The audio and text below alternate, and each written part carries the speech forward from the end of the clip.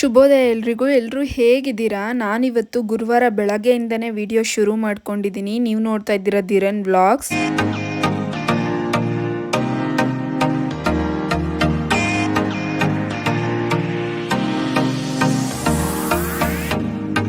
ಇವತ್ತು ನಾನು ಒಂದು ಹೆಲ್ದಿ ಡ್ರಿಂಕ್ ಮಾಡ್ಕೊತಾ ಇದ್ದೀನಿ. ಇದಕ್ಕೆ ನಾನು ಸೌತೆಕಾಯಿ, ಬೀಟ್ರೂಟ್, ಕ್ಯಾರೆಟ್ ಹಾಗೆ ಪುದೀನ ಮತ್ತು ಸ್ವಲ್ಪ ಶುಂಠಿ ಹಾಗೆ ಲೆಮನ್ನ ಬಳಸ್ಕೊತಾ ಇದ್ದೀನಿ.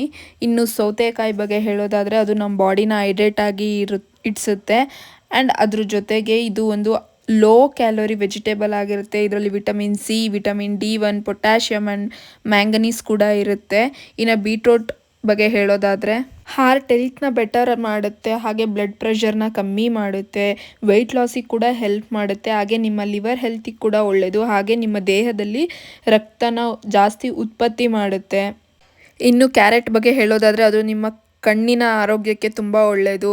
ಇನ್ನು ಪುದೀನ ಇದು ನಿಮ್ಮ ಜೀರ್ಣಕ್ರಿಯೆನ ಚೆನ್ನಾಗಿ ಮಾಡುತ್ತೆ, ಹಾಗೆ ನಿಮ್ಮ ಡ್ರಿಂಕ್ಗೆ ಒಂದು ಒಳ್ಳೆ ಫ್ಲೇವರ್ ಕೂಡ ಕೊಡುತ್ತೆ. ಅದ್ರ ಜೊತೆಗೆ ಶುಂಠಿ ಕೂಡ ಅಷ್ಟೇ ನಿಮಗೆ ವೆಯ್ಟ್ ಲಾಸಲ್ಲಿ ತುಂಬ ಹೆಲ್ಪ್ ಮಾಡುತ್ತೆ.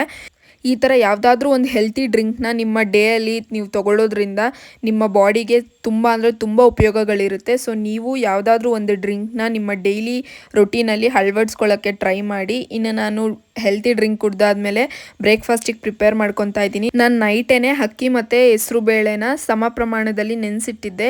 ಅದನ್ನು ಬೆಳಗ್ಗೆ ಎದ್ದು ವಾಶ್ ಮಾಡಿ ನೀಟಾಗಿ ರುಬ್ಕೊಬೇಕಷ್ಟೇ. ಇದು ಇನ್ಸ್ಟೆಂಟ್ ದೋಸೆ. ರುಬ್ಕೊಳ್ಳೋವಾಗ ಇದಕ್ಕೆ ಒಂದು ಈರುಳ್ಳಿ ಹಾಗೆ ಸ್ವಲ್ಪ ಶುಂಠಿ, ಒಂದು 2-3 ಹಸಿಮೆಣಸಿನ್ಕಾಯಿ ಮತ್ತು ಉಪ್ಪು ಹಾಕಿ ರುಬ್ಕೊಂಡಿದ್ದೀನಿ ಅಷ್ಟೇ.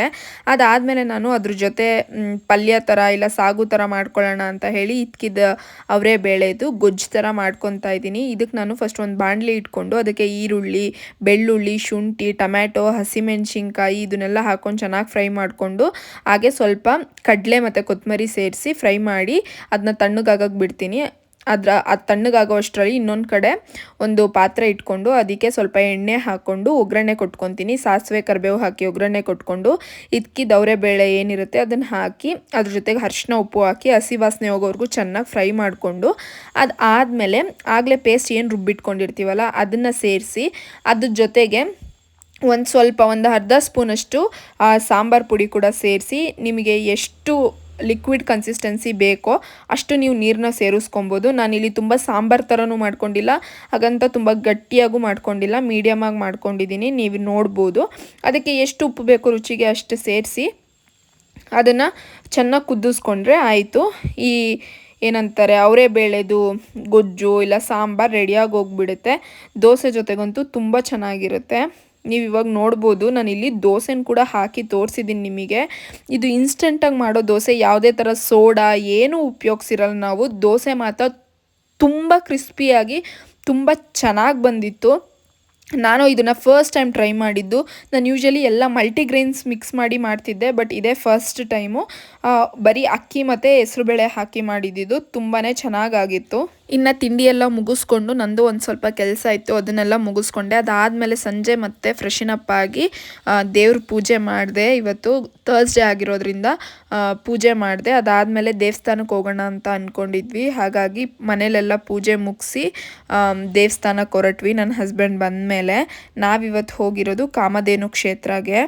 ಈ ಕ್ಷೇತ್ರದ್ದು ಕಂಪ್ಲೀಟ್ ವಿಡಿಯೋ ಆಲ್ರೆಡಿ ನನ್ನ ಯೂಟ್ಯೂಬ್ ಚಾನಲಲ್ಲಿದೆ. ನೀವು ಇನ್ನೂ ಆ ವಿಡಿಯೋ ನೋಡಿಲ್ಲ ಅಂದರೆ ದಯವಿಟ್ಟು ಆ ವಿಡಿಯೋನ ಒಂದು ಸತಿ ನೋಡಿ, ನಿಮ್ಮೆಲ್ಲರಿಗೂ ಕೂಡ ಇಷ್ಟ ಆಗುತ್ತೆ. ಆ್ಯಂಡ್ ಆಲ್ಸೋ ನಾನು ಆ ವಿಡಿಯೋದಲ್ಲಿ ದೇವಸ್ಥಾನಕ್ಕೆ ಯಾವ ಥರ ಹೋಗೋದು, ಬಸ್ ರೂಟ್ಸ್ ಯಾವ ಥರ ಫೆಸಿಲಿಟೀಸ್ ಇದೆ ಅದೆಲ್ಲ ಕೂಡ ಆ ವಿಡಿಯೋದಲ್ಲಿ ಮಾಡಿ ಹಾಕಿದ್ದೀನಿ. ದಯವಿಟ್ಟು ಆ ವಿಡಿಯೋನೂ ಕೂಡ ಒಮ್ಮೆ ಚೆಕ್ಔಟ್ ಮಾಡಿ. ಇವಾಗ ನಾನು ದೇವಸ್ಥಾನದ ಒಳಗೆ ಬಂದೆ.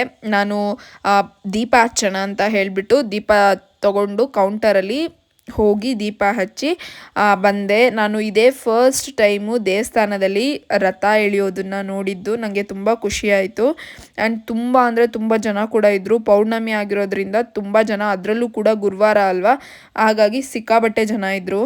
ಆ ರಾಯರು ನಿಮ್ಮೆಲ್ಲರ ಕಷ್ಟಗಳನ್ನೂ ಕೂಡ ದೂರ ಮಾಡಲಿ, ನಿಮ್ಮೆಲ್ಲರಿಗೂ ಕೂಡ ಒಳ್ಳೇದು ಮಾಡಲಿ ಅಂತ ನಾನು ಕೇಳ್ಕೊತೀನಿ.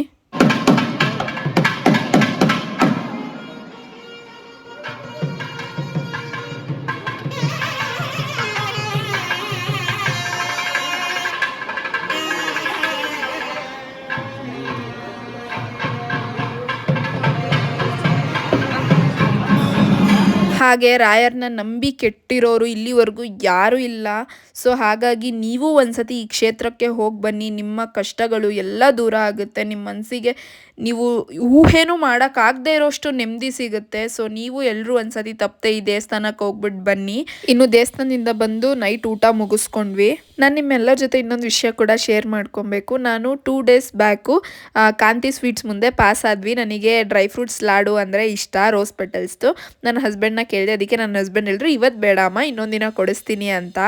ನಿನ್ನೆ ಅದನ್ನು ಕೊಡ್ಸಿದ್ರು. ಬಟ್ ಟೈಮ್ ನೋಡಿ ಎಷ್ಟಾಗಿದೆ, 11 o'clock ಆಗಿದೆ. ಶಾಪ್ ಕೂಡ ಕ್ಲೋಸ್ ಮಾಡ್ತಾ ಇದ್ರು. ನಾವೇ ಲಾಸ್ಟ್ ಕಸ್ಟಮರ್ ಅನ್ಸುತ್ತೆ. ಅವಾಗನು ಕರ್ಕೊಂಡೋಗಿ ನನಗೆ ಇಷ್ಟಪಟ್ಟೆ ಅಲ್ವಾ ತಿನ್ನು ಅಂತ ತಕ್ಕೊಟ್ರು. ಇದು ಕೆಲವೊಬ್ರಿಗೆ ಏನು ಸ್ಪೆಷಲ್ ಇದರಲ್ಲಿ ಅಂತ ಅನ್ನಿಸ್ಬೋದು. ಬಟ್ ನನಗೆ ನನ್ನ ಹಸ್ಬೆಂಡು ನನ್ನ ಖುಷಿಗೋಸ್ಕರ ಹಾಕೋ ಎಫರ್ಟ್ಸ್ ಸಿಕ್ಕಾಬಟ್ಟೆ ಖುಷಿ ಕೊಡುತ್ತೆ. ನಾನು ಯಾವ ವಿಷಯದಲ್ಲಿ ಲಕ್ಕಿನೋ ಇಲ್ವೋ ನಂಗೆ ಗೊತ್ತಿಲ್ಲ. ಆದರೆ ನನ್ನ ಹಸ್ಬೆಂಡ್ ಪಡೆಯೋಕ್ಕೆ ನಾನು ತುಂಬಾ ಲಕ್ಕಿ ಅಂತ ಹೇಳ್ತಾ ಈ ವಿಡಿಯೋನ ಇಲ್ಲಿಗೆ ಎಂಡ್ ಮಾಡ್ತಾ ಇದ್ದೀನಿ. Thank you for watching. Love you all. Bye.